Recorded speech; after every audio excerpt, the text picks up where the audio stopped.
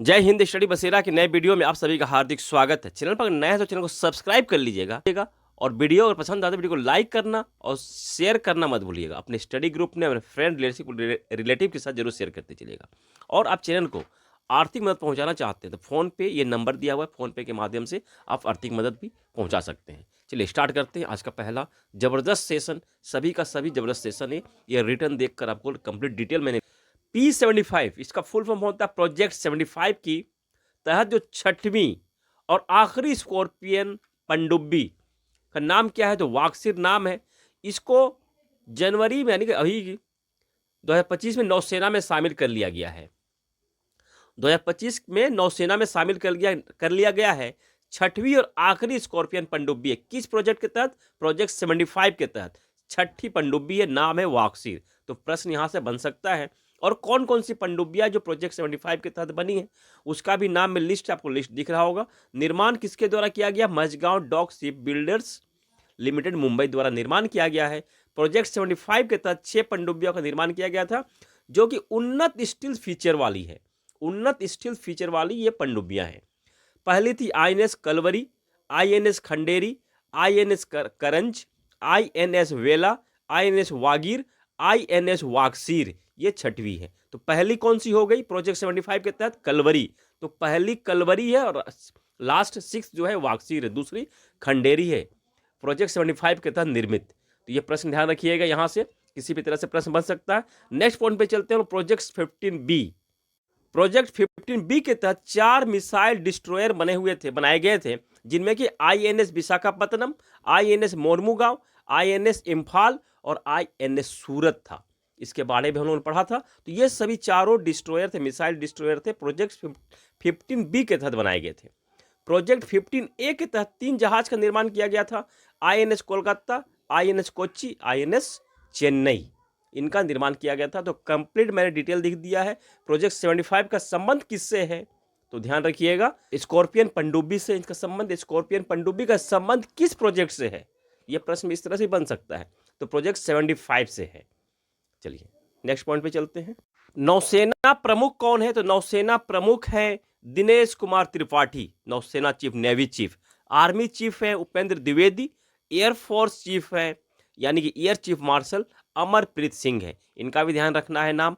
Army day हम लोग celebrate करते हैं 15 जनवरी को, एयरफोर्स डे सेलिब्रेट करते हैं 8 अक्टूबर को, और नेवी डे सेलिब्रेट करते हैं 4 दिसंबर को सेलिब्रेट करते हैं। लेबनान के नए राष्ट्रपति नियुक्त हुए हैं, नाम है जोसेफ ऑन। नाम इनका जोसेफ ऑन है। लेबनान की राजधानी बेरूत होती है, यहाँ की करेंसी लेबनानी पाउंड है। तो 2024 में जो नियुक्त हुए थे 2024 में, तो उनके बारे को लिस्ट है वो देख लीजिए। श्रीलंका के प्रधानमंत्री हरीना अमर सूरिया तीसरी महिला प्रधानमंत्री बनी है।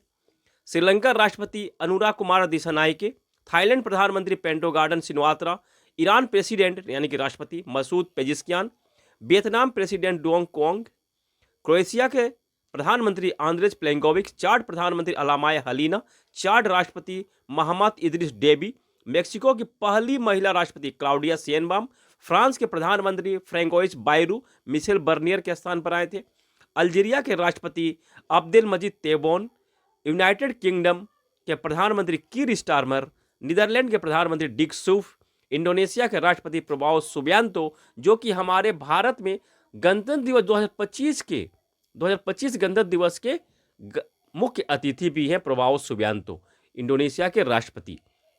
चलिए नेक्स्ट स्लाइड पे चलते हैं। सिंगापुर के प्रधानमंत्री लॉरेंस वांग, फिनलैंड के प्रेसिडेंट अलेक्जेंडर स्टब, अमेरिका के राष्ट्रपति डोनाल्ड ट्रंप, अमेरिका के उपराष्ट्रपति JD Vance, national intelligence director America के तो तुलसी गबार्ड, मॉरिशस के प्रधानमंत्री डॉक्टर नवीन रामगुलाम, जापान के प्रधानमंत्री शिगेरू इशिबा, हैती के प्रधानमंत्री एलेक्स डेडियर फ्लेम्स एम, माली के प्रधानमंत्री अब्दुल्लाह मेगा, उरुग्वे के राष्ट्रपति यामांडू ओरेसी, नामीबिया पहली महिला राष्ट्रपति नेटुम्बो नंदी नेतेत्वा, घाना के राष्ट्रपति जॉन महामा, बुर्किना फासो के प्रधानमंत्री रिम तलबा जीन एमेनेलो और डिग्रो, जॉर्जिया के प्रेसिडेंट यानी कि राष्ट्रपति मिखाइल कावेलशिविली, मोल्दोवा के राष्ट्रपति माया सैंडू, डोंगा के प्रधानमंत्री आइसेक वेलू। ये कंप्लीट लिस्ट है।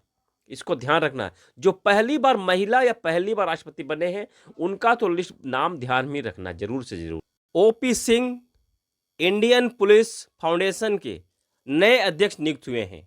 तो कंप्लीट एक बार पुलिस जो ऑर्गेनाइजेशन है उसका हम लोग इम्पोर्टेंट जो है सभी का लिस्ट देख लेते हैं, उनके अध्यक्ष डायरेक्टर जनरल कौन कौन है। सीआरपीएफ के महानिदेशक बितुल कुमार, आरपीएफ के director general Manoj Yadav, SSB के महानिदेशक अमृत मोहन प्रसाद, एसपीजी के आलोक शर्मा, एनसीसी के गुरबीर पाल सिंह, आईसीजी के परमेश शिवमणि, एनडीआरएफ के पीयूष आनंद, असम राइफल्स के विकास लखेरा, नारकोटिक्स कंट्रोल ब्यूरो के अनुराग गर्ग, आईटीबीपी के राहुल रसगोत्र, इंडियन पुलिस फाउंडेशन के बन गए हैं ओपी सिंह।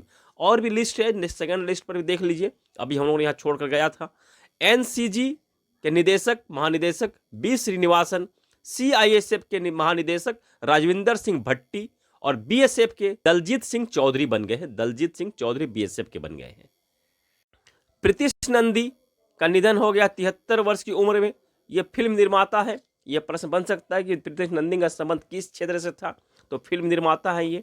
इनको पद्मश्री पुरस्कार 1977 में मिल चुका है, 1977 में, कर्मवीर पुरस्कार 2008 में, अंतर्राष्ट्रीय मानवतावादी पुरस्कार 2012 में मिल चुका है। प्रवासी भारतीय दिवस जो हम लोग मनाते हैं 9 जनवरी को, तो इसका आयोजन, इसका सम्मेलन जो है भुवनेश्वर में किया गया है। तो उसमें जो पहला दिन है 8 से 10 जनवरी तक मनाया जा रहा है, तो पहला दिन जो है 8 जनवरी वो समर्पित किया गया है यूथ प्रवासी भारतीय दिवस के रूप में मनाया जा रहा है। यूथ प्रवासी भारतीय दिवस के रूप में 8 जनवरी को मनाया गया। इस पॉइंट को ध्यान रखिएगा, इस पॉइंट को ध्यान रखिएगा, इसका फुल फॉर्म ध्यान रख लीजिएगा। एनआरआई और पीआईओ जो होते हैं इनको ही भारतीय प्रवासी दिवस, इनको ही सम्मानित करने के लिए प्रवासी भारतीय दिवस मनाया जाता है। एनआरआई मतलब नॉन रेसिडेंट इंडियन होता है और पीआईओ का मतलब पर्सन ऑफ इंडियन ओरिजिन होता है। लॉस एंजल्स में आपातकाल की घोषणा हो चुकी है। क्यों हुई है? वहां जो आग की लपटें हो रही है, जंगल का आग, 3 जंगलों में आग लग चुका है, तो उसके कारण से वहां के सेलिब्रिटी हैं उनके घरों को भी वहां तक आग पहुंच चुका है, उस शहर तक आग पहुंच चुका है। इसके कारण लॉस एंजल्स में आपातकाल की घोषणा हो गई है। यहां एक पॉइंट बनेगा कि किस हवा को इस आग का कारण माना गया है, तो नाम ध्यान रखिएगा, सेंटा अन्ना विंड। सेंटा अन्ना विंड के कारण वहां के जंगलों में आग लगी हुई है। विश्व हिंदी दिवस 2025 कल हम लोगों ने पढ़ा था, कल हम लोग इसके बारे में पढ़ा था कि 10 जनवरी को मनाया गया है। पहला विश्व हिंदी सम्मेलन 1975 नागपुर में किया गया था, तो इसी के उपलक्ष्य में इसके मनाया जाता है। हम लोग 10 जनवरी को मनाते हैं। उद्घाटन, जो पहला सम्मेलन आयोजित किया गया था 1975 में, उद्घाटन श्रीमती इंदिरा गांधी जी द्वारा किया गया था। और विश्व में सबसे ज़्यादा बोले जाने वाली भाषा के रूप में हिंदी तीसरे स्थान पर है। पहले स्थान पर मंदारिन है और दूसरे स्थान पर अंग्रेजी है। तो मंदारिन किस देश की भाषा है, कमेंट में लोग ये बताइएगा। 2025 के विश्व हिंदी दिवस 2025 की थीम की बात हम लोगों ने कल नहीं की थी, तो आज मैं ये थीम लेकर आया हूँ। थीम है एकता और सांस्कृतिक गौरव की वैश्विक आवाज़। एकता और सांस्कृतिक गौरव की वैश्विक आवाज़, ये थीम है विश्व हिंदी दिवस 2025 की। उसी तरह से राष्ट्र हिंदी दिवस हम लोग मनाते हैं 14 सितंबर को। लाल बहादुर शास्त्री की पुण्यतिथि मनाई जाती है 11 जनवरी को। इनका निधन, लाल बहादुर शास्त्री जी का निधन 1966 में ताशकंद में हुआ था। ये भारत के पहले और एकमात्र प्रधानमंत्री हैं जिनका निधन विदेश में हुआ है। इस पॉइंट को भी ध्यान रखिएगा, पहले और एकमात्र प्रधानमंत्री। ये भारत के दूसरे प्रधानमंत्री हैं, लाल बहादुर शास्त्री के बाद ये प्रधानमंत्री बने थे। और इनका जन्म 2 अक्टूबर 1904 में उत्तर प्रदेश में हुआ था। इनका एक नारा है, इन्होंने नारा दिया था जय जवान जय किसान का नारा लाल बहादुर शास्त्री जी ने दिया था। और एक पॉइंट है, जय जवान जय किसान और जय विज्ञान का नारा किसने दिया था, तो लाल बहादुर शास्त्री जी ने नहीं दिया था।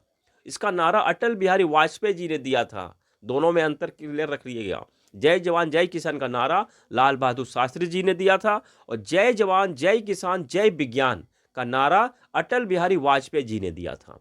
बस इतनी सी बात है। चलिए मिलते हैं नए वीडियो में। आशा करता हूँ सेशन पसंद आया है।